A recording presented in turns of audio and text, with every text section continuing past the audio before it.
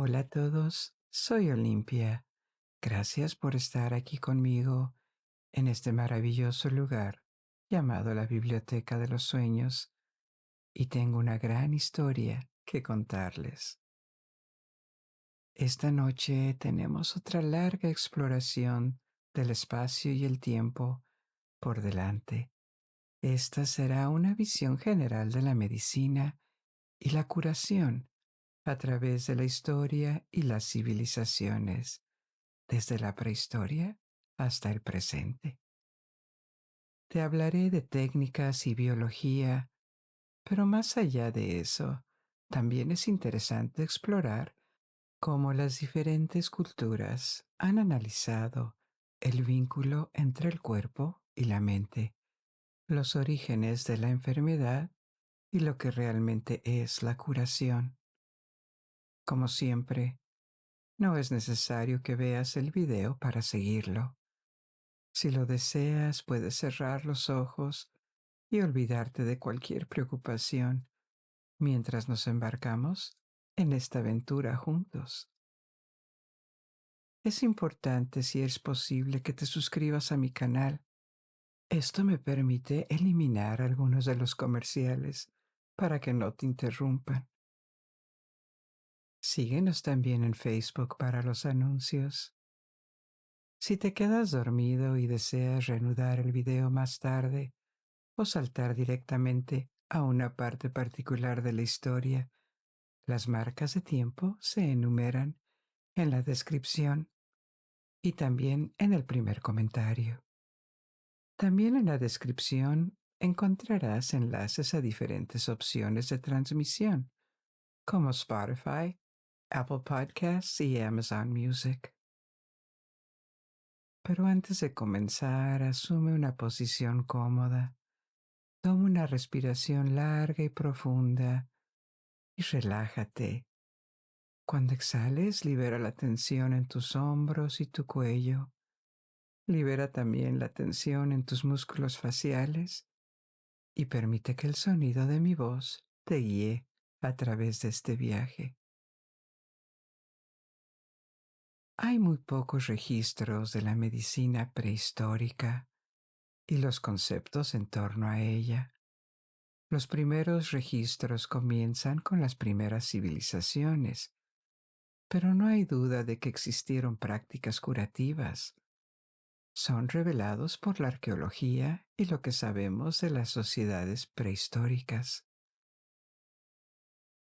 En realidad, el cuidado de los heridos y de los ancianos es una característica distintiva de los seres humanos, o a lo mucho de un número limitado de mamíferos sociales, incluidos los humanos.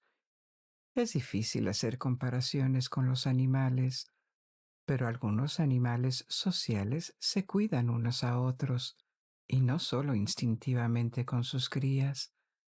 Por ejemplo, los lobos adultos pueden lamerse las heridas unos a otros, como parte de su comportamiento social. No tienen medicina, por supuesto, pero forman lazos que los hacen cuidarse unos a otros dentro de su sociedad. A veces la oportunidad de recuperarse para un individuo gracias a la ayuda de otros marca la diferencia entre la vida y la muerte. Sin embargo, para que se desarrolle cualquier tipo de conocimiento médico, la otra cosa importante es la transmisión de una generación a la siguiente. Esa es la realidad y la gran diferencia entre los humanos y los otros animales sociales. A lo largo de nuestra vida, las generaciones anteriores transmiten sus conocimientos a nuestra generación. Aprendemos idiomas para comunicarnos. Aprendemos muchas técnicas y comportamientos que han sido probados durante generaciones y los transmitimos a nuestros hijos, incrementándolos con otros nuevos. Este es el motor del progreso técnico humano en comparación con todas las demás especies. Puede haber cientos de generaciones de lobos, simios u hormigas, pero no progresarán técnicamente, porque aunque los individuos pueden aprender cosas durante su vida, no las transmiten a su descendencia. No hay acumulación de conocimientos generación tras generación sobre las que generaciones futuras puedan construir. Por el contrario, los humanos transmiten sus descubrimientos y constantemente agregan más. El hecho de que hoy tengamos automóviles o teléfonos celulares es el producto de una extraordinaria acumulación de descubrimientos y conocimientos, desde el fuego y la metalurgia hasta las matemáticas, la electricidad y la química. La generación que produjo los teléfonos celulares combinó muchos inventos o progresos previos, diferentes, que en realidad comenzaron a aparecer hace cientos de generaciones. Te cuento todo esto porque el conocimiento médico, cualquiera que sea su forma o eficacia, funciona de manera similar. Generación tras generación, en una sociedad o civilización, las prácticas se transmiten porque se han observado o se cree que funcionan. Y sin embargo, otra característica de las sociedades humanas es que atribuyen significado e interpretación a sus prácticas y a lo que sucede en su mundo. En el caso de la enfermedad, los animales no se preguntan por qué están enfermos o qué causa su estado. Los seres humanos sí lo hacen. Necesitan causas y razones. Es por eso que un punto común que se ve en todas las culturas de las que hablaremos esta noche es que encuentran una explicación para la enfermedad. Pueden ser espíritus, desequilibrios en el cuerpo o la mente, magia o explicaciones técnicas como veneno o virus. Algunas de ellas podemos creerlas o no, pero en cualquier caso existe este impulso por entender y encontrar curas. Esto es lo que siempre ha guiado el desarrollo de la medicina. Hay indicios de que todo esto sucedió mucho antes de los primeros sistemas de escritura. En los yacimientos prehistóricos se encontraron restos que indican no solo la realización de tratamientos con hierbas o arcillas, sino también intentos de odontología o cirugía. La primera odontología conocida, por ejemplo, se remonta a hace unos 9.000 años durante el periodo neolítico. Sabemos esto porque en el Medio Oriente se encontraron taladros con punta de pedernal y cuerdas de arco utilizadas en los dientes. La primera trepanación conocida, que se refiere al acto de hacer un agujero en el cráneo, posiblemente para aliviar la presión dentro del cráneo o extraer fragmentos, ocurrió hace unos 7.000 años en un sitio prehistórico en Francia, posiblemente incluso antes. Esta es solo la evidencia arqueológica más antigua de trepanación. Lo que también sabemos con buen grado de certeza sobre la medicina y las sociedades prehistóricas, al menos durante el periodo neolítico, es que los individuos tenían diferentes roles sociales, y uno de ellos era el curandero. Este papel era ocupado por chamanes, que eran individuos que interactuaban con espíritus, o por boticarios que supervisaban la elaboración y el suministro de remedios utilizando plantas. No está claro hasta qué punto Estas sociedades distinguían entre las prácticas mágicas o religiosas y la práctica de la medicina o la producción de medicamentos y tratamientos medicinales. En cualquier caso, la línea muy difusa entre ambos es algo característico de las primeras civilizaciones. En la antigua Mesopotamia, por ejemplo, cuando una persona se enfermaba, los médicos prescribían tanto fórmulas mágicas para recitar como tratamientos médicos. La prescripción médica escrita más antigua que conocemos era de Mesopotamia, concretamente de Sumeria, y databa de hace 4000 años. En los siglos siguientes aparecieron los primeros textos sobre medicina con esta mezcla de fórmulas mágicas y medicamentos que se recomendaban para todo tipo de enfermedades. También en Mesopotamia, los babilonios fueron los primeros, junto con los egipcios, de los que hablaremos en breve, en introducir en el segundo milenio antes de Cristo, es decir, hace 3 o 4000 años, los principios del examen físico, el diagnóstico, el pronóstico, es decir, la previsión sobre la evolución del paciente y las recetas de remedios. Esto es importante porque muestra la concepción de que la enfermedad no es solo un estado. Hay diferentes enfermedades, diferentes patologías, y era el papel del médico determinar cuál era y qué tratamiento requería. Hay un texto llamado el Manual del Diagnóstico, que es también el texto médico babilónico más extenso. Presentó una lista de síntomas médicos junto con observaciones empíricas sobre cómo pueden manifestarse en el cuerpo del paciente. Estos síntomas o combinaciones de síntomas apuntaban a ciertas enfermedades de una manera muy lógica y sistemática.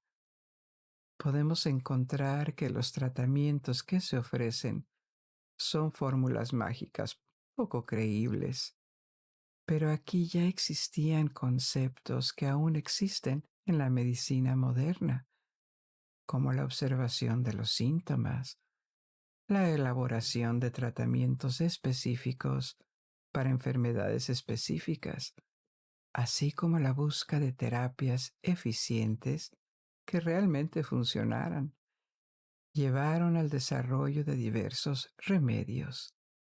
Por ejemplo, había recetas de tratamientos a base de hierbas y cremas con proporciones precisas que debían respetarse. Los antiguos mesopotámicos también observaron que ciertos conjuntos de condiciones favorecerían la propagación de ciertas enfermedades contagiosas. Aunque no sabían por qué ni cómo ocurría esto, por supuesto, pero implementaron pragmáticamente medidas para separar a los pacientes de las personas sanas, para evitar la propagación de enfermedades. En cuanto a la atribución de enfermedades específicas por parte de los mesopotámicos, no está bien documentada. No está claro si atribuían la aparición de enfermedades particulares a espíritus, problemas psicológicos o maldiciones, pero en el caso de las enfermedades mentales, creían que estos trastornos eran causados por deidades específicas. Se pensaba que las alucinaciones o el comportamiento errático eran provocados por la influencia de un dios o diosa. Además, debido a que las manos simbolizaban el control sobre una persona En su cultura, nombraron varios trastornos mentales en honor de deidades específicas, como la mano de Ishtar o la mano de Shamash, y así sucesivamente. No sabemos qué enfermedades correspondían a estas deidades. La terminología moderna para tales condiciones, si es que había alguna, pero aquí también hacían distinciones.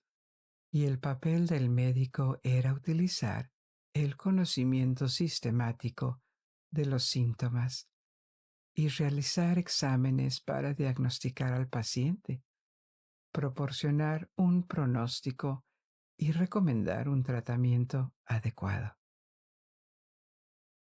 En el antiguo Egipto, la medicina compartía similitudes con Mesopotamia, particularmente en la combinación de prácticas mágicas y el uso de recetas basadas en plantas, minerales o animales que se ofrecían como tratamientos. El enfoque basado en la observación y el diagnóstico, conocido como tratamiento, fue desarrollado por los egipcios, que profundizaron en estudios detallados de las patologías. Produjeron numerosos documentos que describían curas, dolencias y observaciones anatómicas. El documento más antiguo que conocemos se llama Papiro de Edwin Smith, que data de mediados del segundo milenio antes de Cristo. Sin embargo, es probable que se tratara de una copia de varias obras anteriores que eran tan antiguas como los documentos mesopotámicos. Imhotep, una figura importante en la medicina egipcia, sirvió como canciller del faraón Zoser, de la tercera dinastía. También podría haber sido el arquitecto de la pirámide de Zoser, que es famosa por ser una gran pirámide escalonada, precursora de las pirámides lisas más familiares, construidas durante la cuarta dinastía. Las más famosas de estas pirámides se encuentran en Giza. Zoser vivió unas generaciones antes, durante la tercera dinastía, en el siglo XXII a.C., hace casi 5000 años. Poco se sabe sobre la vida de Imhotep, el personaje histórico, pero a lo largo de los 3000 años que siguieron a su muerte, gradualmente alcanzó un estatus glorificado e incluso deificado como hombre sabio, y más tarde como una especie de padre de la medicina. ¿Lo era realmente? Es difícil saberlo. Determinar la exactitud de estas afirmaciones es un desafío, ya que no hay textos conocidos que mencionen su nombre en los primeros 1200 años después de su muerte. Sabemos que existió gracias a las inscripciones contemporáneas que mencionan su nombre y lo establecen como canciller del faraón. Por lo tanto, se cree que fue olvidado en gran medida durante un periodo considerable. Imhotep vivió en una época en la que los monumentos más espectaculares de Egipto aún no se habían construido, pero el país ya había logrado la unidad entre el norte y el sur y poseía una cultura antigua. Pero la civilización egipcia no había adquirido el brillo de siglos y siglos de refinamiento cultural en el arte y la arquitectura. Fue más de 1000 años después de su muerte que el nombre de Imhotep comenzó a resurgir en textos del siglo XIV a.C. Posteriormente también se crearon estatuas suyas. Este reconocimiento se produjo durante el Imperio Nuevo y la fama de Imhotep continuó aumentando hasta el punto de que finalmente fue venerado como un semidios al final del Imperio Nuevo, aunque todavía no principalmente como un sanador, sino más bien como un antepasado extraordinario y una fuente de sabiduría. Las primeras referencias a sus habilidades curativas se producen incluso más tarde, en el siglo IV a.C., 1200 años después de su muerte.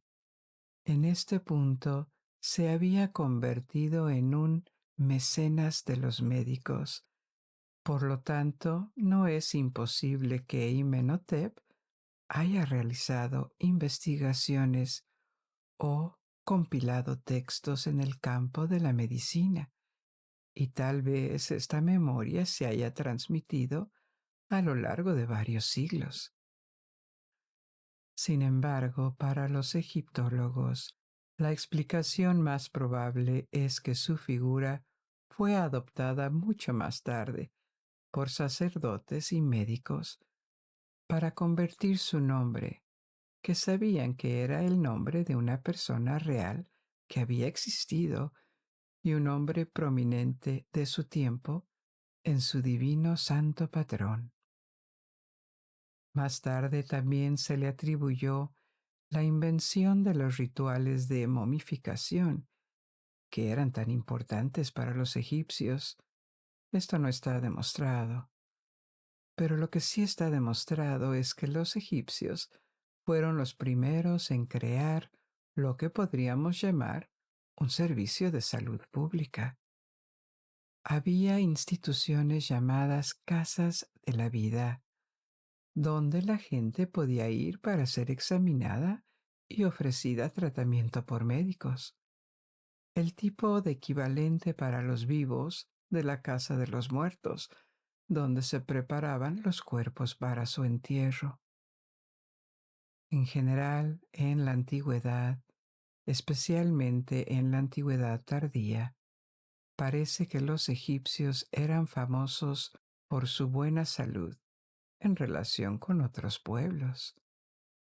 Hay autores griegos como Heródoto que mencionaron que el sistema de salud y el conocimiento médico de Egipto pueden haber contribuido a sus prácticas médicas avanzadas, o debe atribuirse al clima de Egipto, que es predominantemente seco, o al hecho de que la gente estaba generalmente bien alimentada, que son factores importantes. Es difícil saberlo.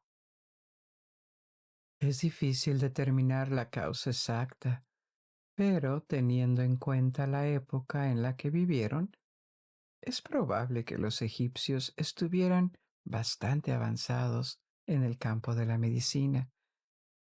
Incluso realizaban cirugías y trepanaciones que se consideraban riesgosas y eran actos de último recurso, pero la existencia de textos antiguos y restos conservados de individuos enterrados durante ese tiempo indican que algunos pacientes sobrevivieron a estos procedimientos y continuaron viviendo. Además, los egipcios poseían algunas drogas altamente efectivas, particularmente analgésicos potentes. Sabían sobre la preparación de opioides básicos, por ejemplo. Ahora bien, en el segundo milenio antes de Cristo, mientras la figura de Imhotep crecía en Egipto, otra región del mundo donde se desarrollaron prácticas médicas complejas fue la India. En el segundo milenio aparecieron varios textos que contenían prescripciones de hierbas para dolencias y que trataban de la medicina en general. hay partes de los Vedas. ¿Recuerdan que les hablé de los Vedas hace poco en una historia sobre el budismo? Lo pueden encontrar en mi biblioteca, que eran antiguos textos indios, lo que todavía sirven de referencia, especialmente en el hinduismo. En los siglos 7 y 6 a.C., la síntesis de las prácticas herbales tradicionales, con mucha elaboración teórica sobre la mente humana y las fuerzas sobrenaturales, dio origen a un nuevo sistema médico llamado Ayurveda. Veda significa conocimiento en sánscrito. Ayurveda significa conocimiento completo para una larga vida. Se ha hecho famosa, incluso fuera de la India, como la medicina tradicional india. En realidad, hubo otras escuelas en el pasado. Por ejemplo, en la época medieval, los soberanos musulmanes introdujeron en la India otra forma de medicina llamada Unani. Tenían influencias persas y árabes, pero el Ayurveda y el Unani tenían similitudes en su enfoque de la salud y su preservación o restauración. La enfermedad o cualquier tipo de problema de salud, según ellos, no era un producto de espíritus malévolos o de influencia divina, como vimos en el caso de las enfermedades mentales en Mesopotamia. Provenían de desequilibrios entre elementos en el cuerpo de alguien. El antiguo Ayurveda consideraba que los elementos tradicionales de tierra, fuego, aire y agua estaban presentes en todos los cuerpos, pero los elementos que causan desequilibrio no son estos. Se llaman doshas. Estos doshas son tres categorías diferentes de sustancias que se cree que están presentes en el sistema de cualquier persona. Estos tres elementos se llaman viento, bilis y flema. Fluctúan en el cuerpo de acuerdo con las estaciones, la hora del día, el proceso de digestión y otros factores, determinando así las condiciones cambiantes del crecimiento, envejecimiento, salud o enfermedad. Ahora bien, el equilibrio de estas tres categorías sería diferente para cada persona, dependiendo de la constitución de cada uno. Y la constitución de una persona se deriva de factores como los padres y el momento de concepción. La constitución de alguien no es solo física, también incluye la mente. Se puede hacer una comparación entre esta teoría de los tres doshas y una teoría europea del pasado llamada humorismo. Hablaremos extensamente del humor más tarde. Los dos sistemas tienen supuestos diferentes y una historia completamente diferente, pero tienen en común la concepción de que la salud, ya sea buena o mala, es el resultado de la presencia de diferentes principios en el cuerpo y que la causa de las enfermedades es un desequilibrio en estos principios o elementos. En este enfoque, el objetivo de la medicina, ya sea como prevención o como cura para un trastorno existente, es preservar o restaurar el equilibrio entre los doshas, de acuerdo con las necesidades de una persona en particular. La medicina moderna considera que la base del Ayurveda es pseudocientífica, porque los doshas no son cuantificables.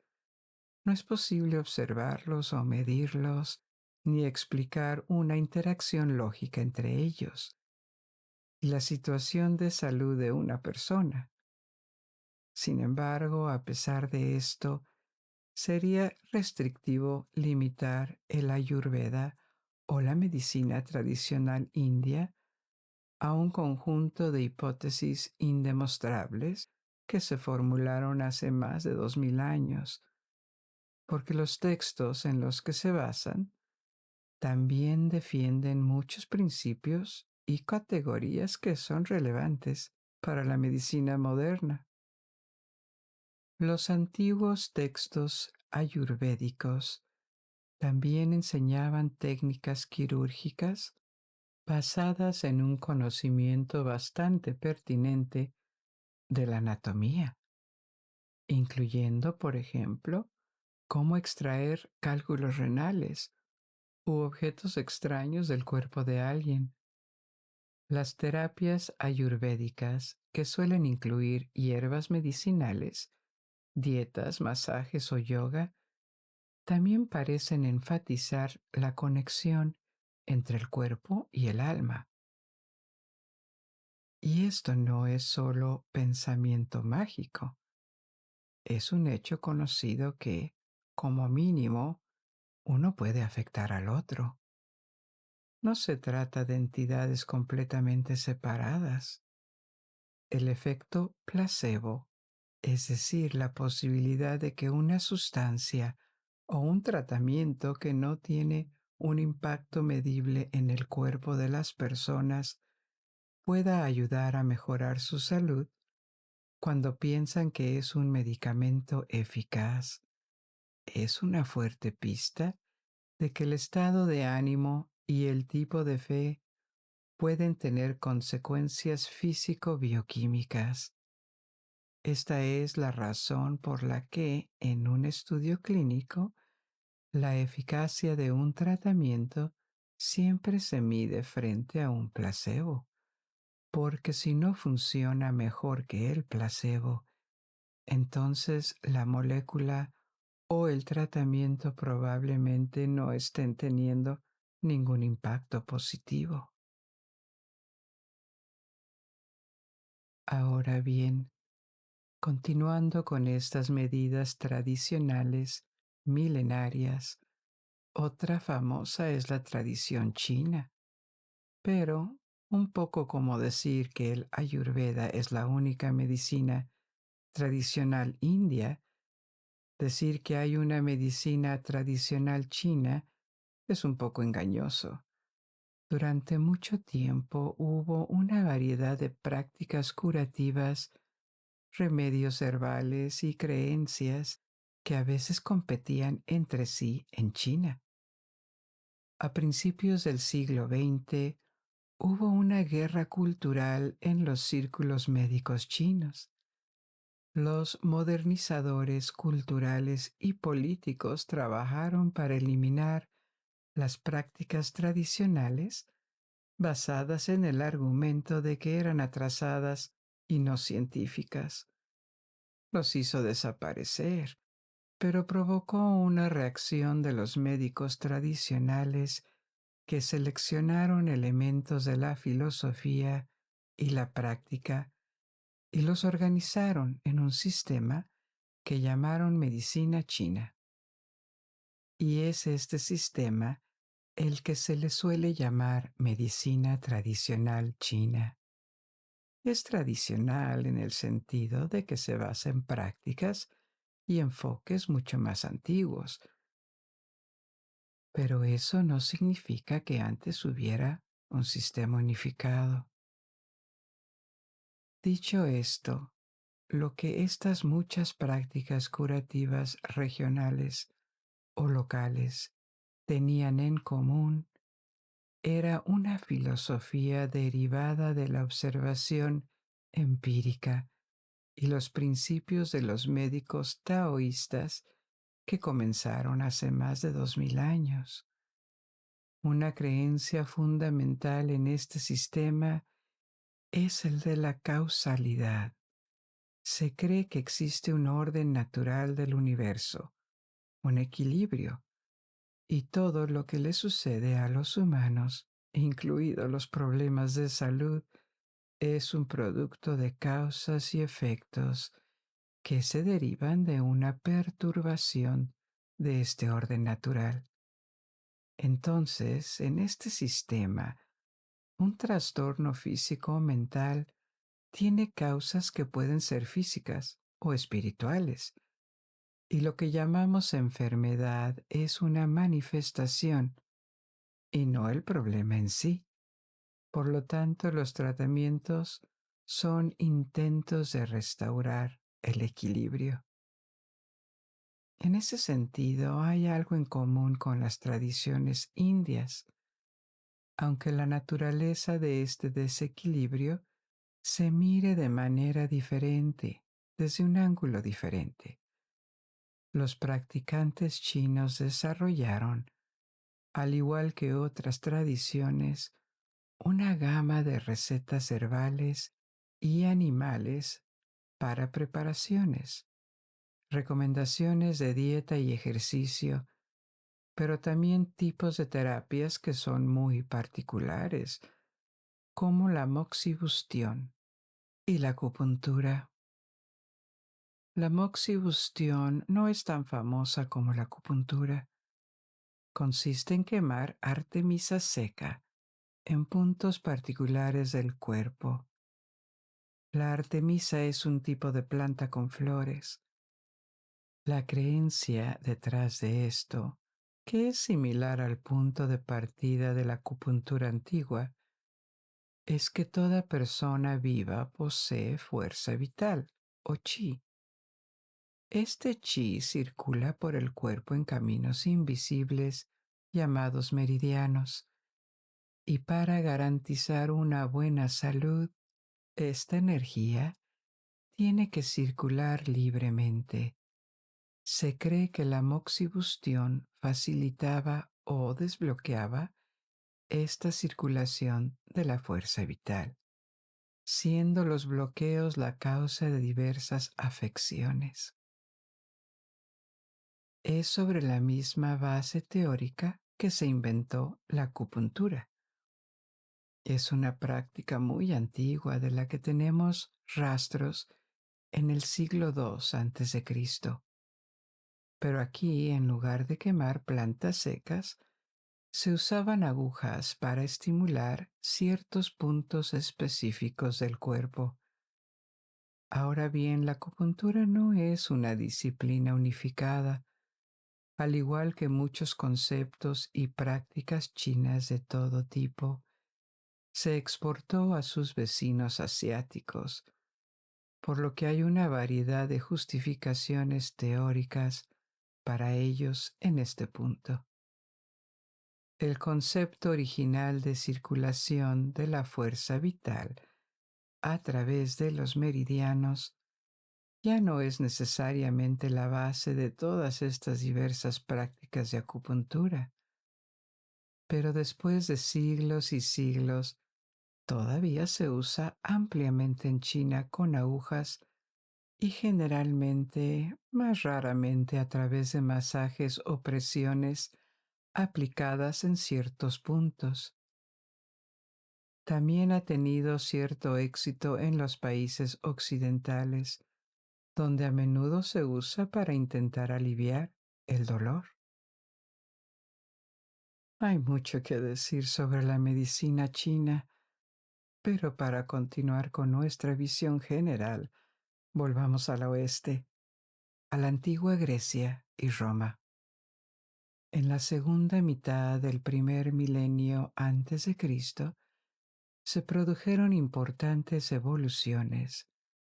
Los griegos, desde el período clásico y antes, practicaban una mezcla de rituales mágicos o basados en la fe y tratamientos a base de hierbas, minerales o animales. Tenían un dios curandero llamado Asclepio, hijo del dios Apolo, pero no era el único dios relacionado con la salud. en la mitología y la religión griega. Tuvo varias hijas, entre ellas Higia, la diosa de la limpieza. Su nombre evolucionó hasta convertirse en la palabra higiene. Otra hija era Aceso, la diosa del bienestar y el proceso de curación. Además tenían a Panacea, la diosa de un supuesto remedio universal. Había más hijos e hijas. Puede que Asclepio no sea el más famoso de los dioses griegos, no juega un papel significativo en las historias mitológicas. Sin embargo, su símbolo, la vara de Asclepio, una serpiente enroscada alrededor de un bastón gemelo, se ha convertido en un símbolo de la medicina actual. Los templos de Asclepio eran lo más parecido que tenían los griegos a los hospitales o a las casas de vidas egipcias. La gente los visitaba en busca de consejo médico y curación. Pero como en otros campos, los griegos fueron un poco más lejos en sus esfuerzos, más que otras civilizaciones. No solo practicaban la medicina, sino que también categorizaban, teorizaban y buscaban explicaciones lógicas con la libertad de pensamiento y expresión que otras culturas no necesariamente tenían. Como resultado, su cultura produjo una serie de médicos que buscaron no solo ejercer, sino desarrollar y avanzar en la medicina. El más destacado de estos médicos es, sin duda, Hipócrates. Su nombre permanece ligado al juramento hipocrático que hacen los médicos de los países occidentales. El texto moderno del juramento hipocrático no es una traducción exacta del texto griego antiguo. Los médicos modernos no van a jurar a los dioses griegos antiguos, eso sería absurdo, sino el espíritu de respetar el oficio de uno, de respetar al paciente y evitar el daño. Estos son principios que se pusieron por escrito hace muchos siglos.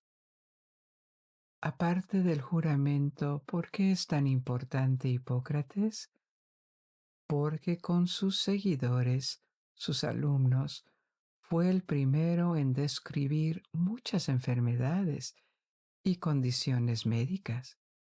Categorizaron las enfermedades de una manera que sigue siendo relevante aún hoy en día, utilizando términos como aguda, crónica, endémica y epidémica. Introdujo términos para describir las etapas de la evolución de una patología, como la crisis, el pico y la convalecencia. Hipócrates también hizo hincapié en la necesidad de recabar la mayor cantidad de información posible del paciente, no solo sobre cómo se sentía o dónde le dolía, sino también sobre sus actividades, a dónde había ido y los alimentos que había ingerido, porque todo esto podía proporcionar pistas valiosas para un diagnóstico o información útil, o cierta información útil que conectaría con determinadas patologías.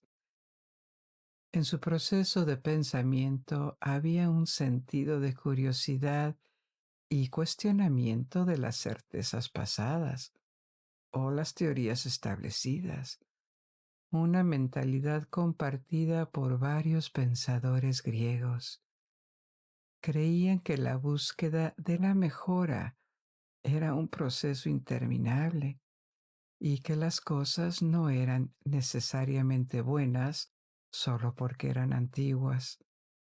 Este tipo de mentalidad era mucho menos frecuente en el antiguo Egipto, por ejemplo.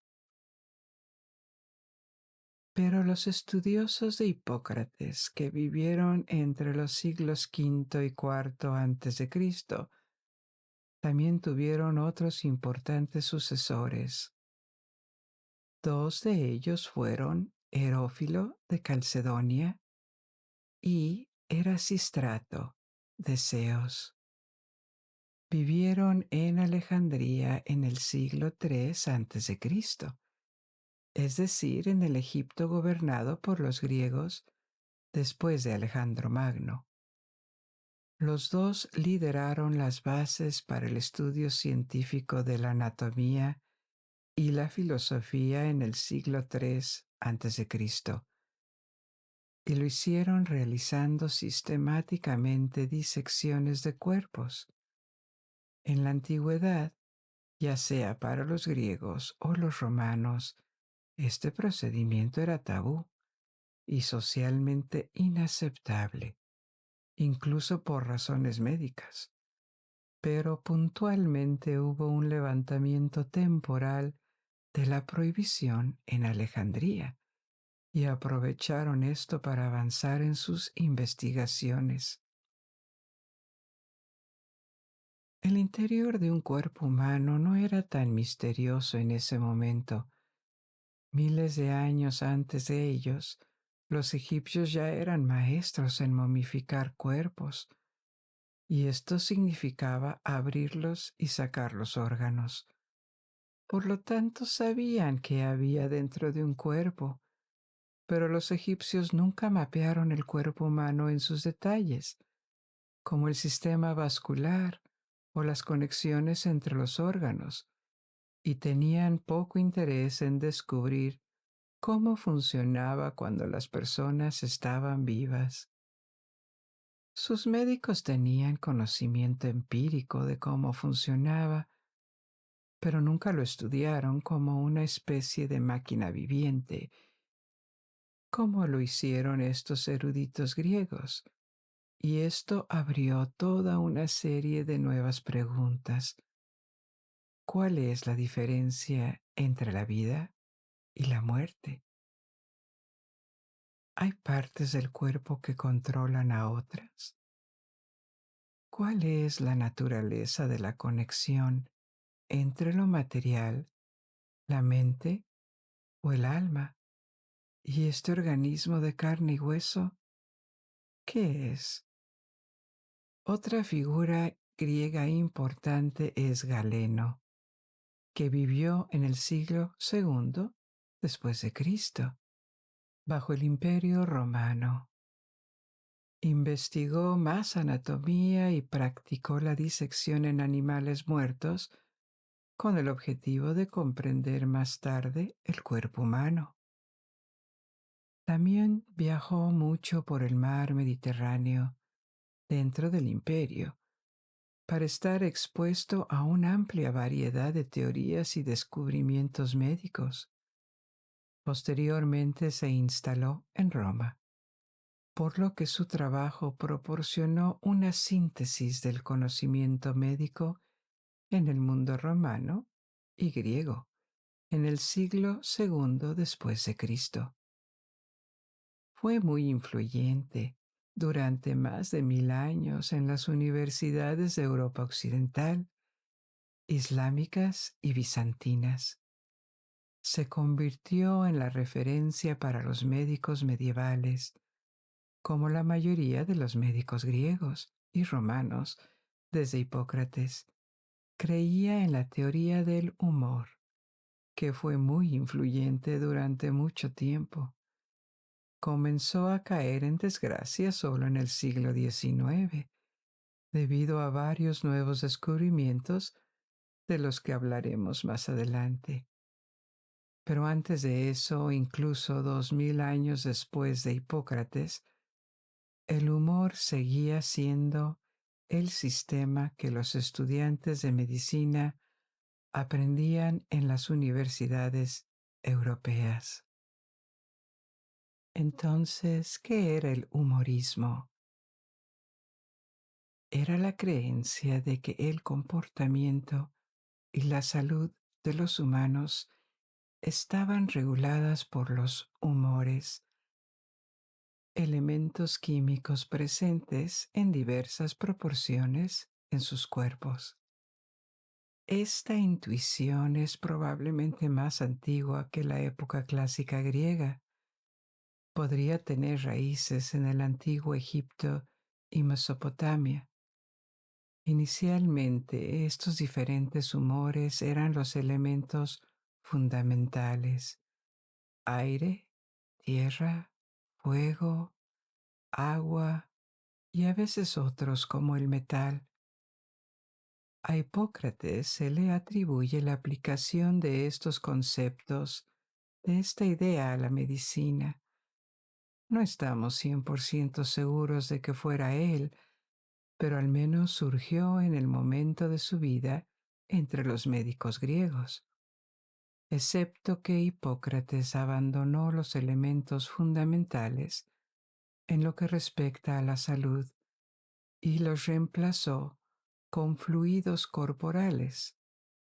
Distinguió 4 de ellos: sangre, flema, bilis amarilla y bilis negra. Junto con otros médicos, postuló que un exceso o deficiencia de cualquiera de estos 4 humores podría ser la causa de la enfermedad. Esta teoría se extendió a muchos eruditos y fue aceptada casi universalmente en el mundo griego y luego en el romano. En la época de Galeno, siglos después de Hipócrates, se consideraba sólido. Él también creía en él y fue muy influyente en las enseñanzas médicas durante siglos, como mencioné antes. Por lo tanto, esta teoría permaneció casi incuestionable hasta los tiempos modernos.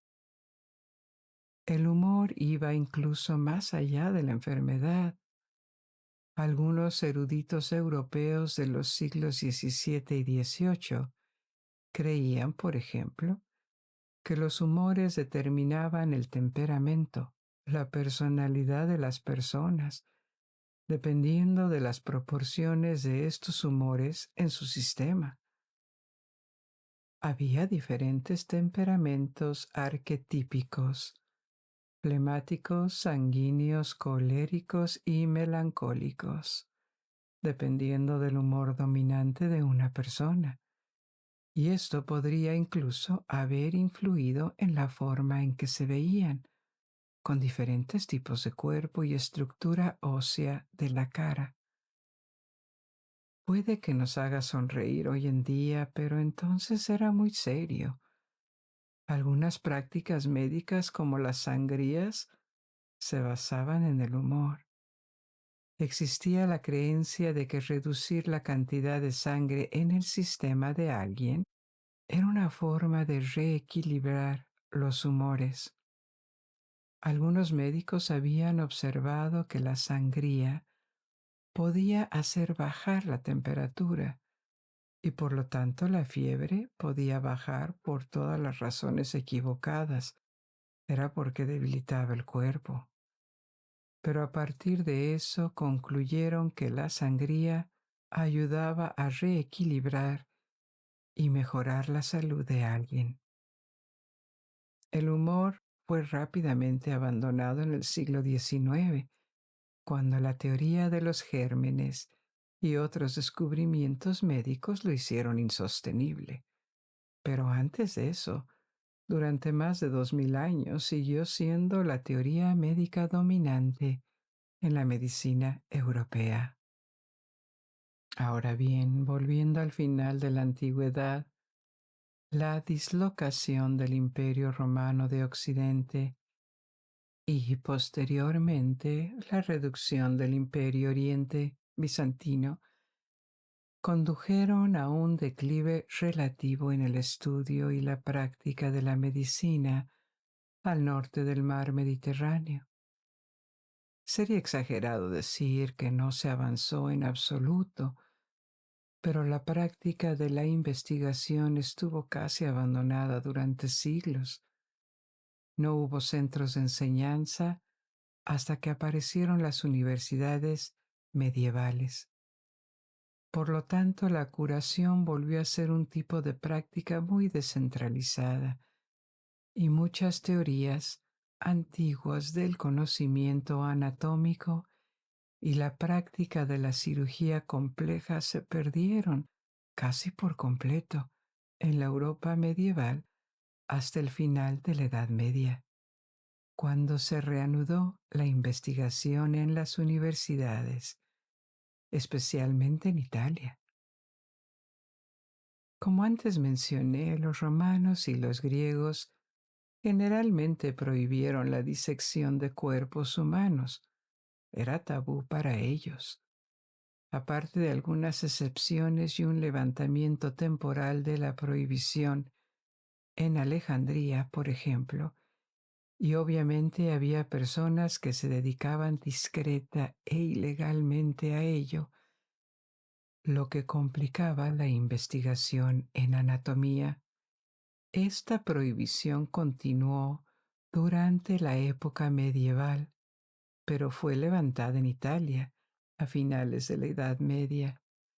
Además, los contactos con Bizancio se intensificaron, sobre todo a través de Venecia, y poco a poco la medicina recuperó la dimensión erudita que había perdido. En la Europa medieval, especialmente en los pueblos y aldeas donde vivían el 90% de la población, las figuras centrales en lo que se respecta a la salud eran los herbolarios y las parteras. A veces eran la misma persona. Tenían conocimiento de los remedios vegetales transmitidos oral y empíricamente y ayudaban a las mujeres a dar a luz.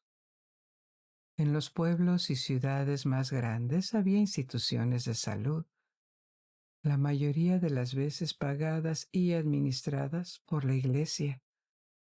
A principios de la Edad Media, la única área donde se conservó y perfeccionó la medicina antigua fue en el mundo islámico. El Islam se había extendido rápidamente desde Arabia y entró en contacto con una variedad de culturas diferentes que tenían largas tradiciones médicas: Grecia, Roma, Persia y poco después el norte de la India. Los médicos musulmanes adoptaron todos estos legados diferentes. La teoría del humor de Hipócrates y Galeno fue aceptada, y en la atmósfera relativamente liberal en el mundo musulmán contribuyeron a mejorar este legado para complementarlo en parte con la investigación. Por ejemplo, en óptica se estudió en detalle el ojo humano y por primera vez se estudiaron sistemáticamente las reacciones del ojo a la luz. En aquella época, los tipos de cirugías más complicadas se realizaban en instituciones musulmanas. Otro aspecto fue más empírico y contribuyeron significativamente a la expansión de los hospitales. Observaron, sin saber exactamente el por qué en ese momento, que la limpieza, la higiene y la separación de los pacientes mejoraban en gran medida las tasas de supervivencia o recuperación. Este conocimiento se aplicó al sistema hospitalario más desarrollado del mundo. El hospital se convirtió en una institución típica de las ciudades musulmanas. Al igual que en la cristiandad, los hospitales generalmente estaban adscritos a instituciones religiosas, pero había muchas más de ellas, y en general separaban la práctica de las actividades religiosas de la práctica de la medicina, y así el médico se convirtió en una posición de renombre en las sociedades musulmanas, desde España hasta la India, en un momento en que los médicos capacitados eran bastante escasos en Europa. Tanto en el norte como en el sur del Mediterráneo, los remedios médicos utilizaban todo tipo de hierbas minerales, pero durante la Edad Media, la importancia de estas especies exóticas en estas recetas aumentó bastante. Esta es una de las razones por la que las especies eran tan buscadas y caras. Se le atribuyeron todo tipo de virtudes que hacían que la gente fuera menos sensible a los precios. Siguieron comprando costara lo que costara. Ahora que le hemos dado una rápida visión general de algunas tradiciones médicas antiguas, surge la pregunta, ¿funcionaron o no? Ciertamente salvaron a las personas al darles la oportunidad de recibir atención y pudieron aliviar el dolor. Además, siempre existía el efecto placebo mencionado anteriormente.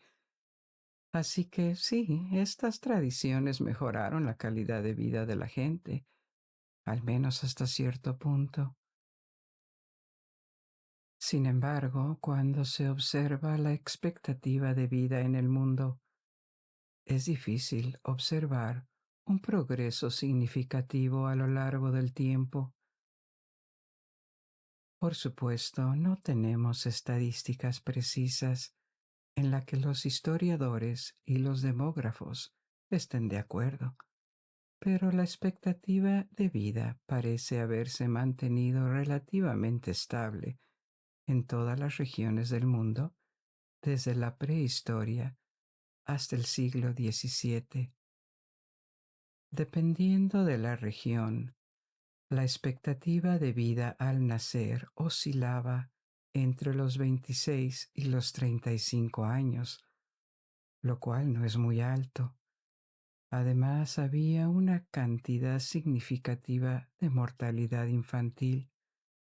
Para aquellos que sobrevivieron a sus primeros años, la expectativa de vida probablemente estaba más cerca de los 40 o 45 años.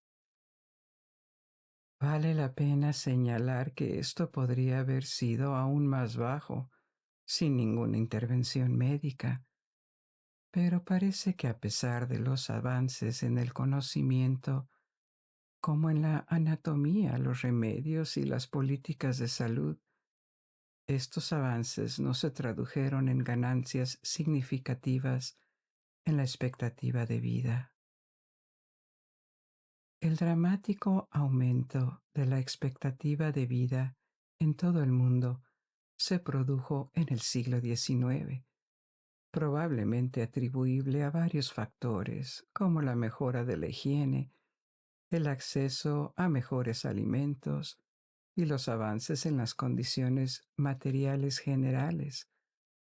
Además, la introducción de vacunas, cirugía y antibióticos jugó un papel crucial en esta mejora. Muchos de estos aspectos están relacionados con la medicina o estrechamente relacionados con los avances médicos y pueden atribuirse a la introducción de la ciencia moderna en el campo de la medicina.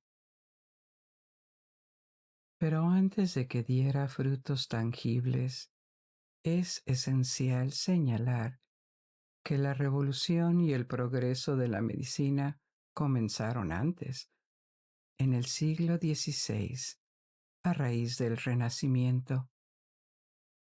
Así que echemos un vistazo a esto. Como saben, el Renacimiento trajo a Europa un intenso enfoque en la erudición. Erudición en lugar de ciencia en el sentido moderno. El apetito inicial por los eruditos del Renacimiento era más bien descubrir o redescubrir textos y puntos de vista de conocimiento antiguos. Por lo tanto, hubo un gran esfuerzo para traducir los textos al latín desde el griego o el árabe, lo que proporcionó una base sobre la cual los eruditos pudieron investigar sistemáticamente a una escala que nunca antes podría haber existido en la historia de la humanidad. Este cuestionamiento se extendió a desconfiar o tratar de validar las prácticas tradicionales, y esto fue muy importante porque algunas prácticas médicas establecidas eran realmente dañinas. Por ejemplo, había algunas drogas efectivas, pero también muchas curas folclóricas o compuestos a base de metales utilizados como tratamientos que en realidad eran venenosos. Durante varias generaciones, esto todavía no proporcionó mucha mejora en la expectativa de vida, pero se hicieron varios descubrimientos innovadores. Incluyen el descubrimiento de los nervios y una nueva disciplina, la neurología, por parte de eruditos italianos y franceses del siglo XVI. En Inglaterra, en el siglo XVII, se descubrió por primera vez la circulación correcta de la sangre. Era algo que la anatomía antigua no había descubierto. Además, en el siglo XVII, los primeros microscopios permitieron el descubrimiento de las bacterias. La primera observación se realizó en los Países Bajos e inició el campo de la microbiología. Al igual que en otros campos de la ciencia, había una creciente separación entre la investigación científica, la enseñanza científica y la religión. No estuvo exento de conflictos, pero se logró.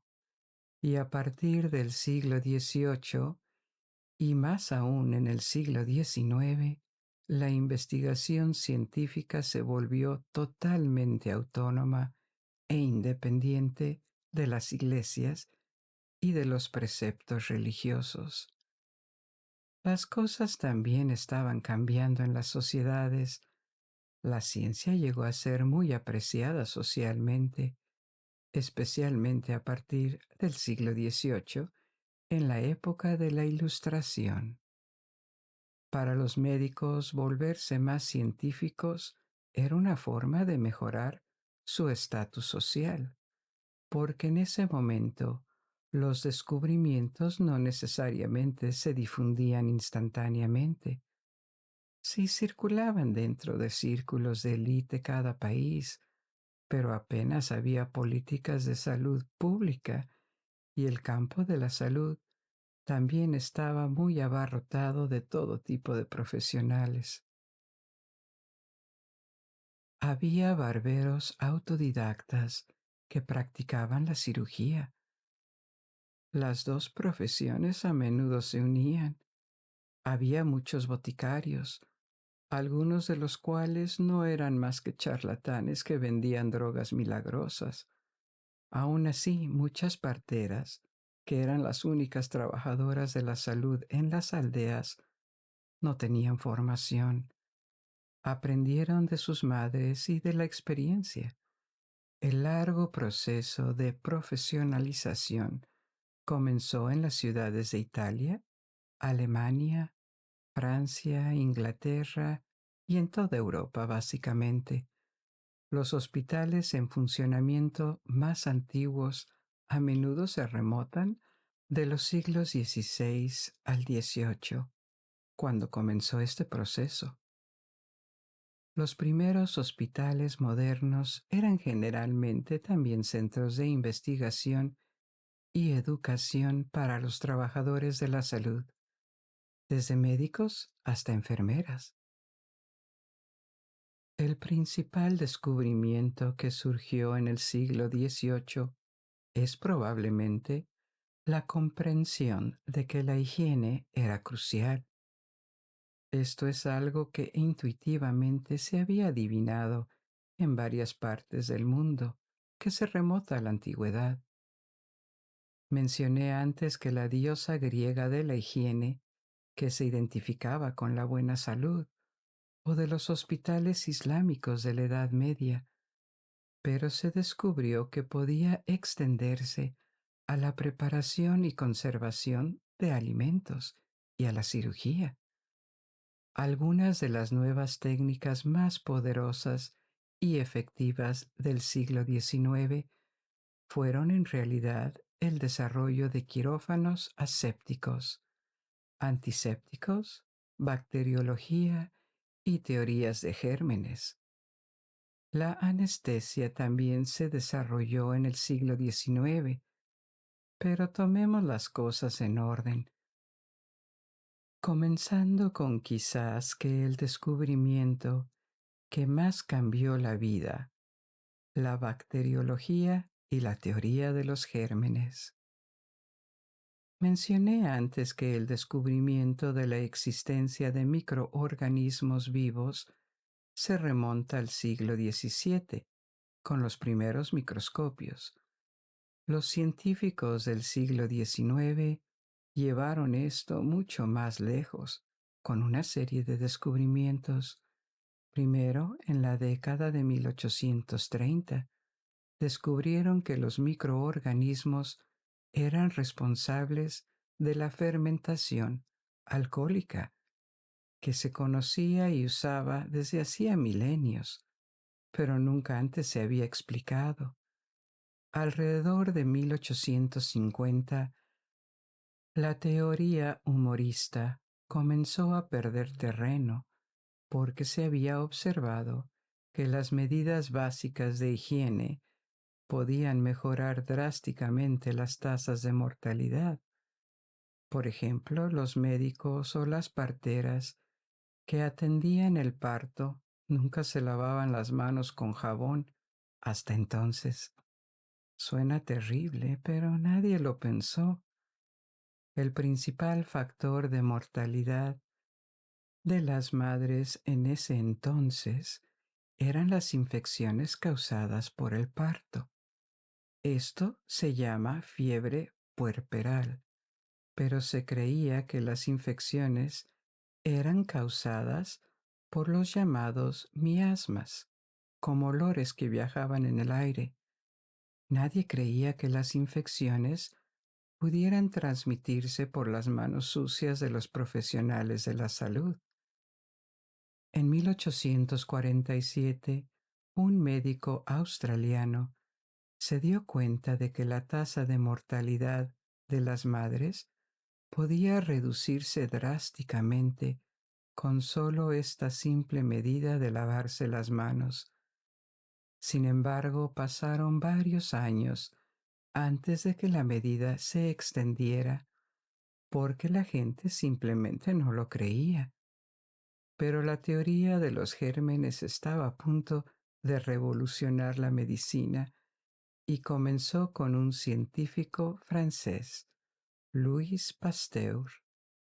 Se encontró con la hipótesis de que estos microorganismos responsables de la fermentación alcohólica, que eran bien conocidos, también podían ser la causa de enfermedades contagiosas. Unos años más tarde, un cirujano británico, Joseph Lister, se tomó en serio esta hipótesis e introdujo la antisepsia. La antisepsia, que es la eliminación de microorganismos, reveló que el alcohol era un antiséptico eficaz para el tratamiento de heridas. Lister se dio cuenta de que esta drástica reducción en la aparición e intensidad de las infecciones podría atribuirse al uso del alcohol como antiséptico. Basándose en los descubrimientos de Pasteur, el médico alemán Robert Koch sentó las bases de la teoría de los gérmenes de la enfermedad, cultivando bacterias e inoculándolas en los animales de prueba. Esta experimentación demostró que un organismo vivo podía estar contaminado por bacterias y desarrollar una enfermedad. Esto lanzó una carrera para aislar y descubrir las bacterias, los gérmenes, responsables de diferentes enfermedades. En 1881, Koch descubrió la bacteria responsable de la tuberculosis, lo que cimentó la teoría de los gérmenes. Otra innovación derivada de la bacteriología y el descubrimiento del papel de los microorganismos fue la vacunación. Este esfuerzo también fue liderado por Pasteur, quien introdujo una vacuna contra la rabia. Ahora bien, la vacunación tuvo un antepasado, la inoculación.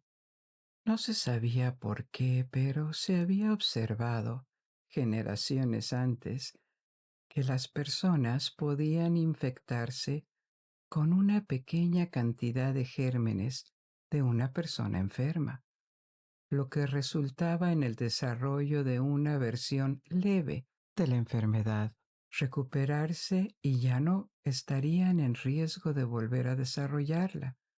Habían ganado inmunidad. Aunque era una operación arriesgada, en general mejoraba la expectativa de vida. En algunas familias reales del siglo XVIII se practicaba la inoculación de la viruela. Se desconocían las razones detrás de su efectividad, ya que enfermedades contagiosas como la viruela se atribuían a los miasmas. Pero lo que hizo la vacunación fue hacer que el progreso de obtención de inmunidad fuera más sistemático y menos riesgoso, porque se inyectó un patógeno debilitado, lo que redujo drásticamente el riesgo de contraer una forma grave de la enfermedad.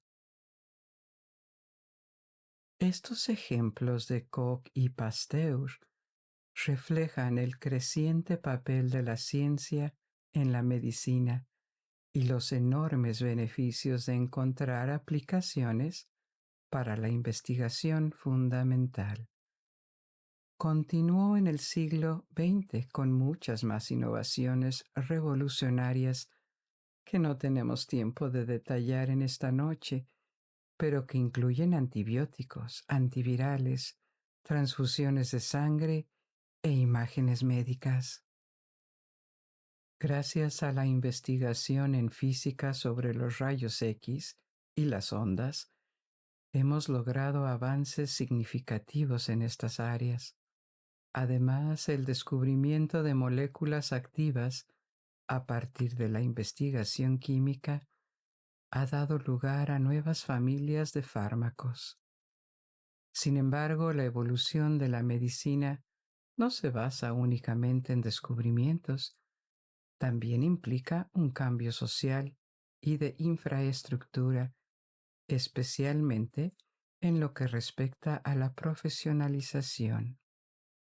Esto se aplica no solo a los médicos, sino también a todo el personal médico. Otra figura importante del siglo XIX en este contexto es Florence Nightingale, quien puede ser considerada la fundadora de la enfermería moderna.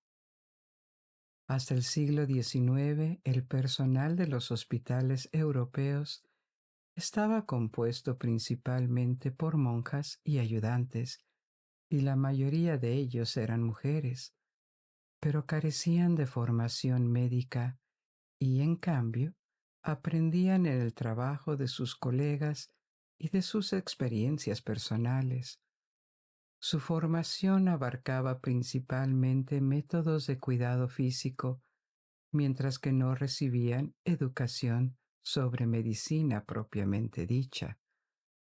Para las mujeres convertirse en médicos fue extremadamente difícil hasta hace relativamente poco, incluso hasta el siglo XX. Era sociablemente inaceptable y paradójicamente las mujeres han estado proporcionando apoyo médico como parteras y curanderas durante siglos. Sin embargo, con el advenimiento de la profesionalización en las profesiones de la salud durante el siglo XIX, las mujeres fueron dejadas de lado. Se les negó la oportunidad de estudiar medicina y en cambio se les encausó a roles como amas de llaves médicas, sin capacitación formal ni legitimidad para tomar decisiones. Florence Nightingale nació en el seno de una familia británica rica y bien conectada, lo que significó que recibió una buena educación. También se convirtió en estadista, pero saltó a la fama mientras se desempeñaba como gerente y capacitadora de enfermeras durante la Guerra de Crimea. Esta guerra enfrentó a Rusia a una coalición liderada por Gran Bretaña y Francia, con la intención de bloquear los puntos de vista expansionistas rusos contra el Imperio Otomano. La mayor parte de los combates tuvieron lugar entre una expedición anglo-francesa y el ejército ruso en Crimea. Así es como una enfermera británica participó en esta guerra. Las bajas de esta guerra fueron horrendas. Fue una de las primeras guerras industriales, ocurrida unos años antes de la Guerra Civil Americana. Además de los combates, otra causa de mortalidad fueron las enfermedades debido a la alta concentración de hombres en malas condiciones de higiene. Durante este conflicto, Florence Nightingale organizó el cuidado de los soldados y su imagen de dedicación le dio a la enfermería una reputación favorable. Como resultado, se hizo muy popular en la sociedad victoriana y fue considerada como una figura consensuada y positiva. Pero Nightingale fue más allá de sus esfuerzos de enfermería durante la guerra. Utilizó su imagen y sus conexiones para profesionalizar la enfermería. En 1860 estableció una escuela de enfermería. Fue la primera institución secular de su tipo en el mundo. Esto no solo inspiró la creación de muchas más escuelas de enfermería en todo el mundo, sino que también elevó el estatus de las enfermeras como profesionales médicas capaces de contribuir activamente al tratamiento de los pacientes y tomar la iniciativa. Además, amplió la forma aceptable de participación femenina en la fuerza laboral. No obstante, todavía existían barreras para las mujeres en el mundo de la medicina. Ahora es común encontrar mujeres entre los médicos y eso no sorprende a nadie. Sin embargo, hasta la década de 1970, en Europa y América del Norte, era muy raro que las mujeres tuvieran roles prominentes en el campo de la medicina.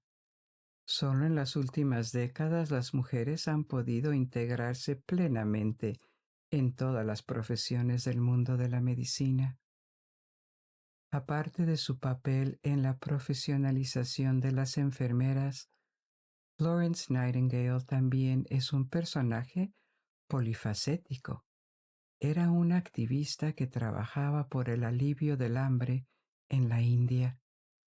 Abogó por reformas sociales para mejorar la atención médica para todos los sectores de la sociedad británica y era una matemática talentosa.